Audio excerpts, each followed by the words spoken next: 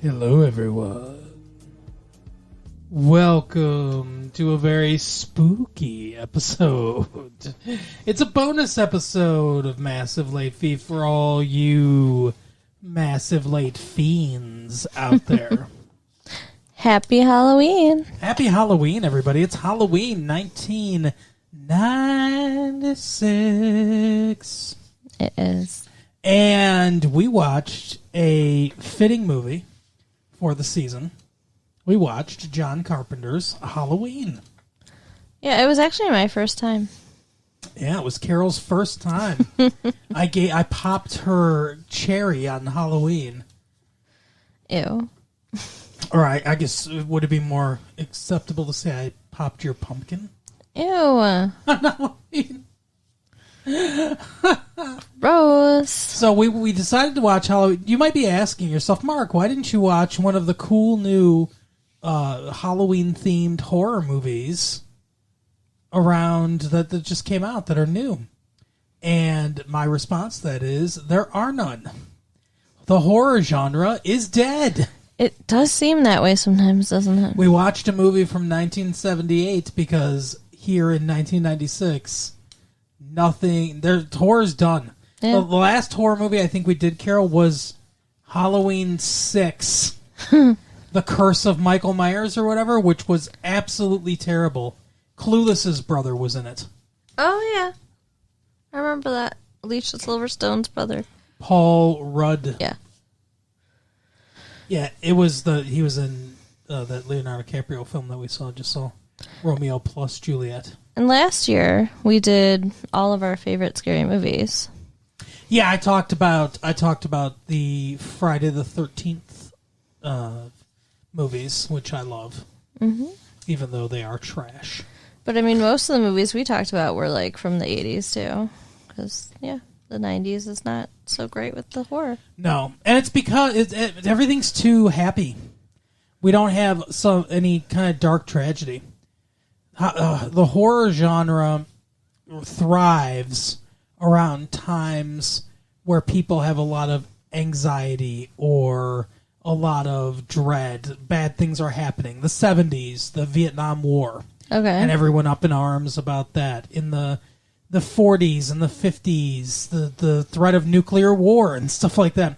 Horror movies are like an outlet for the worries of the time. That makes sense. And things are going too well right now for horror movies to be any good. So, knock on wood. Maybe we'll get some good horror movies at some point, but for now, they are at a dead patch. If any of y'all know about a good horror movie and we haven't talked about it, let us know. Yeah. But we're going back to 1978. This hooks in with the Friday the 13th franchise, Halloween. It does. Because Sean Cunningham, who made the first Halloween movie, the first Friday the 13th movie, basically said they saw how successful Halloween was and they decided to copy it as much as they could.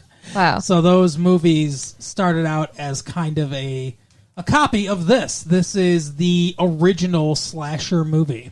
Well, this is scarier than the Friday the 13th. Yeah. This is, there are so many creepy things about this movie. I think this movie obviously, a lot of people might look at this movie now, Halloween, and say, oh, I see this cliche, I see that cliche. The killer gets knocked out and then he sits up, and stuff like that. But people don't realize this is where all that started. Right. It wasn't a cliche in 1978 because they were like inventing this stuff. I can imagine the theater when Michael Myers sits up being like, oh, burst out because they weren't expecting that to happen. Right. And it's, it kind of sucks that you lose a little bit of that because this influenced so many other things. I have issues with the fact that he sits up. I have issues with the fact that he seems like he's fucking indestructible. Yeah, it is. It's weird because later, as we see in like The Curse of Michael Myers and all this shit, he becomes more supernatural-esque. But at the beginning, it didn't seem like he started out that way. But yet, this is a dude that gets shot like 5 times in the chest, falls out of a window, and he's cool. Right. It makes no sense. Like, unless he's wearing a bulletproof vest, then no. And as we find out in the second one, he goes to the hospital where Jamie Lee Curtis is and tries to kill her because she's his secret sister. I don't think that I saw that one. No, probably not. It's not a well-remembered one. What happened is... Spoiler alert, though. Come on. Yeah, from the movie from 1980 or whatever. But if I have not seen it, then you just spoiled it. Well, just saying. It's dumb anyway because it's a dumb... See, what happened was this movie was super popular in 1978. I think they made it for something in the neighborhood of like $50,000. And it ended up making like $55 million at the box office. Wow. Which was a huge amount of money in 1978. And it's a huge amount of money now, isn't it? For a movie? I mean, yeah, it's okay. Like, usually movies, they're like 100 million, 200 million or something like that. Like, super successful films. Like, that's what they make. But like, for especially against its budget, it was huge. Okay. And immediately, they were like, hey, make another one. And John Carpenter was like, he said, I saw an interview with him where he said that he was drunk mostly writing the second movie. And he had no idea where to go with it because this really is a perfect just one movie. This should have been just one movie. Right. And you can see what happened with the Paul Rudd movie, where it goes from here. I don't think any of the sequels... Number 2's okay. Number 3, I have is a special place in my heart for that, and that Michael Myers does not appear at all in that. That's something completely different. It's about haunted masks and Stonehenge and what? A guy that hates children. What the fuck? Yeah, it doesn't have anything to do with Michael Myers. Originally, what John Carpenter was going to do, he was like, we should just make this an anthology series where it's like it takes place on Halloween night or it has something to do with Halloween, but they're all different stories instead of coming back to Michael Myers because this is dumb. But instead, when the third one came out, everyone was like, we don't like this. We want Michael Myers back. So then they made Halloween 4 where Michael Myers comes back.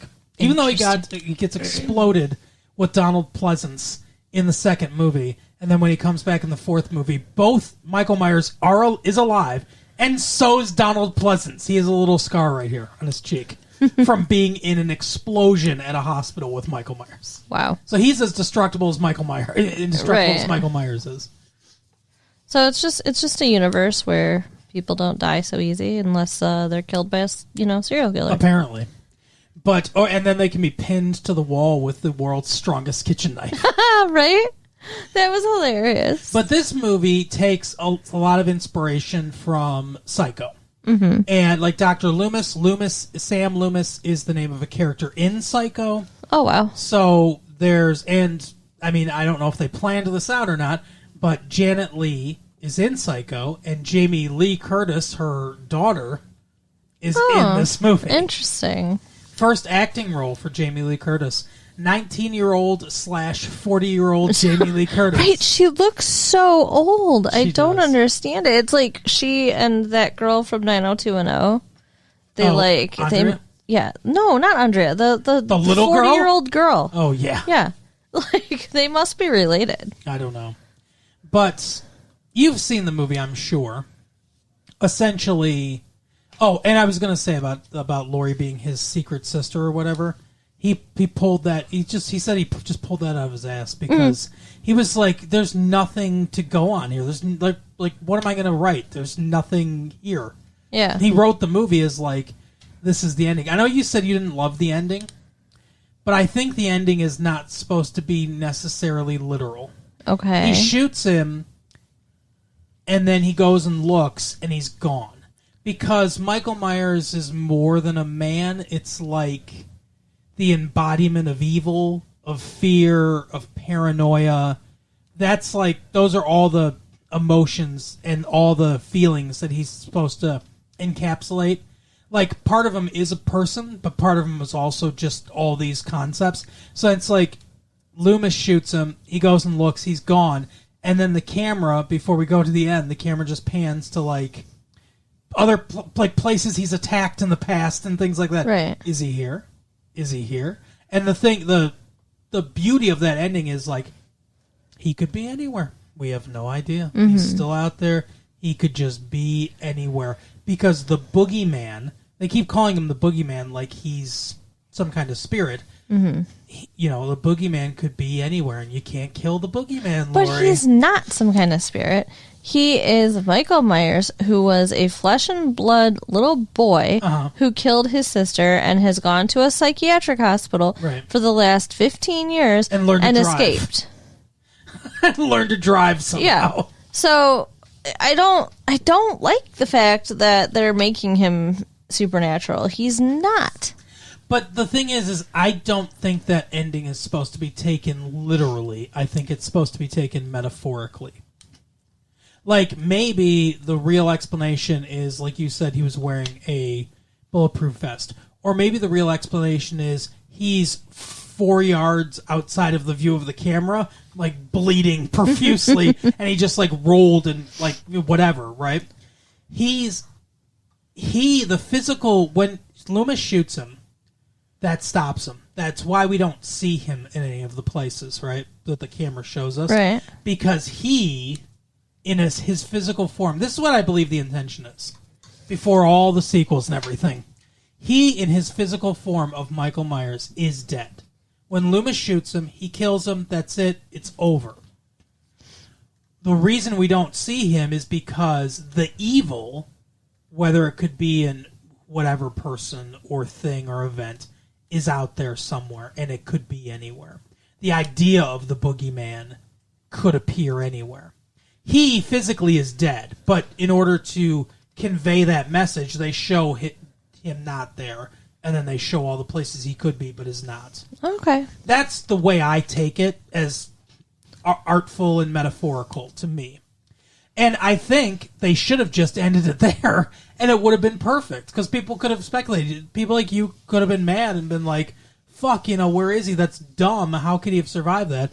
And other people could have been like, well, like I said, maybe he's 4 yards off camera bleeding to death. Right. Because that's likely what would have happened. But, that's why I think that ending is perfect, because it's like, they're safe because they're not getting attacked anymore. But, so he's stopped. But the idea of him is he could be anywhere. Yeah. He's always going to be out there. And maybe he is supernatural. Maybe he became supernatural at some point. Who knows? I have no idea. Loomis keeps saying, like, he's pure evil. I've looked into the boy's eyes. And, right. And, by the way, Donald Pleasant's just absolutely fantastic in this movie.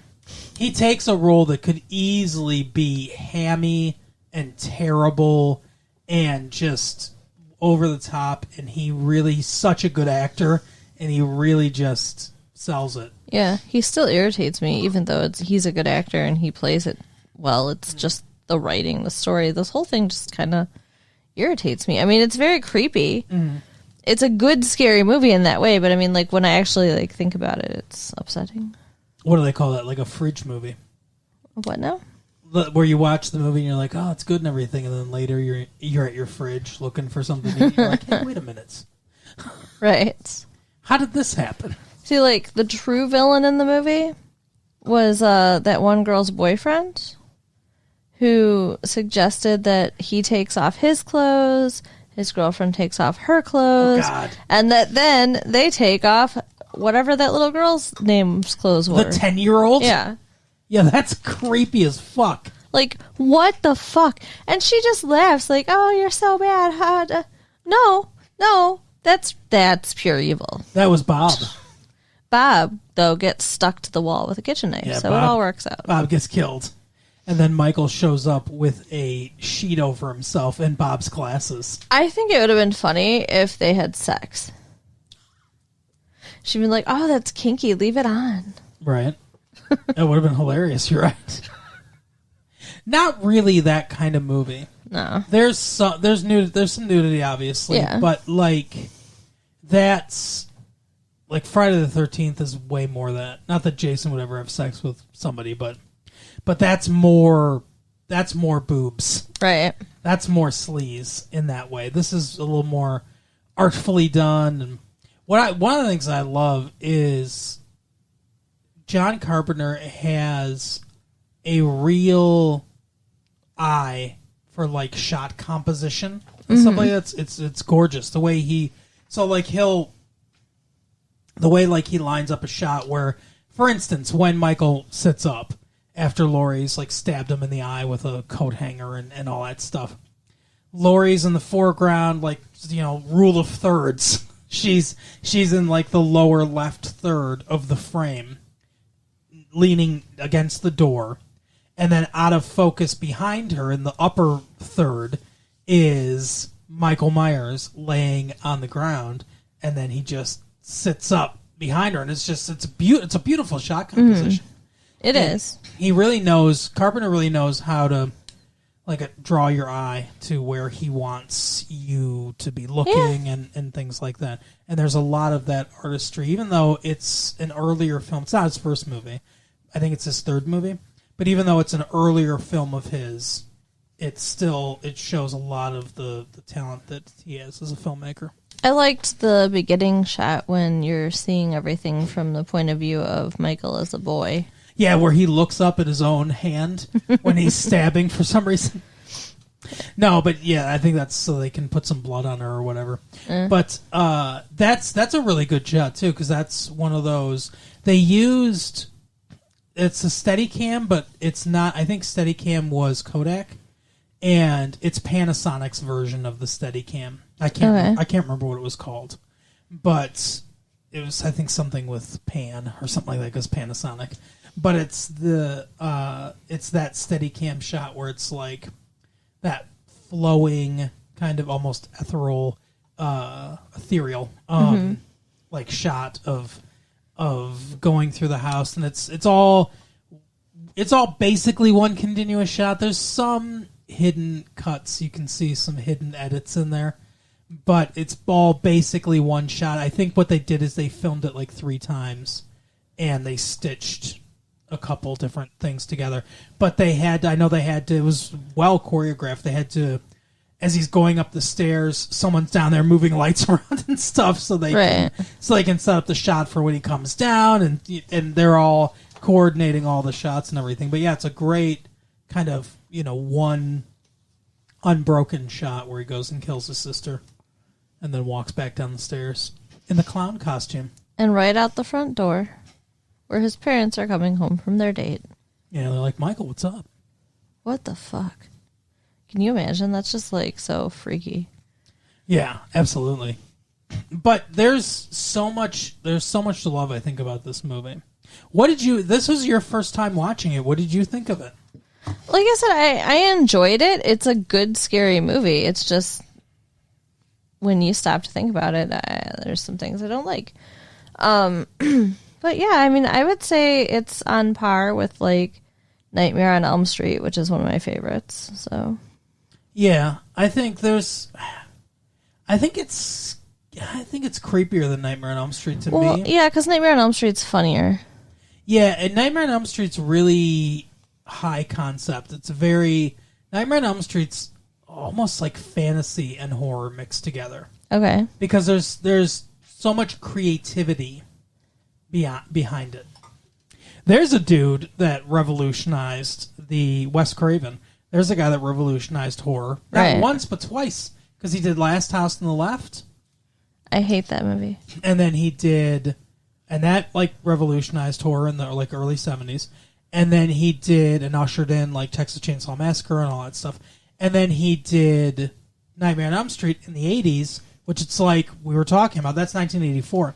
So this movie, Halloween, started the slasher genre of like just some dude with a knife coming to kill you, culminated most successfully by Nightmare on Elm Street.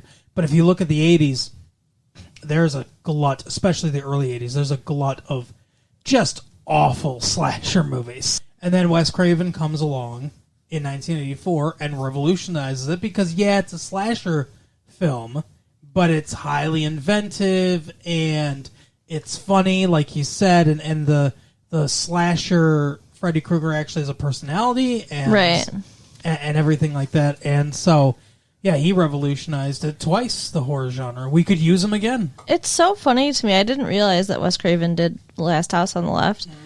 That the same person made like probably my least favorite and my most favorite horror movies. What don't you like about Last House on the Left?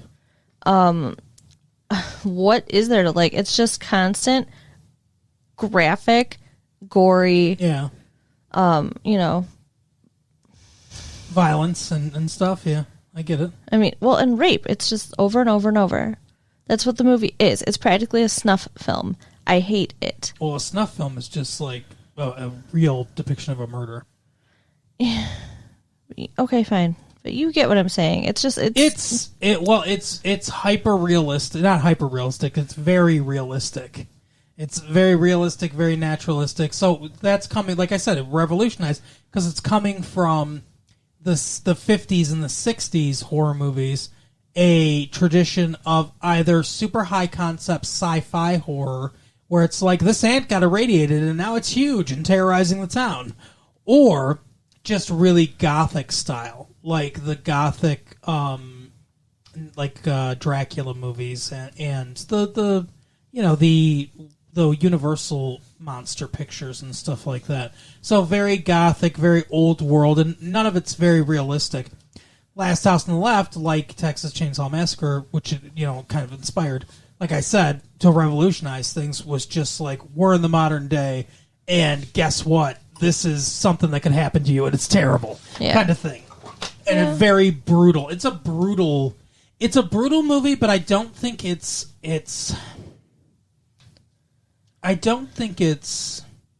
mean-spirited.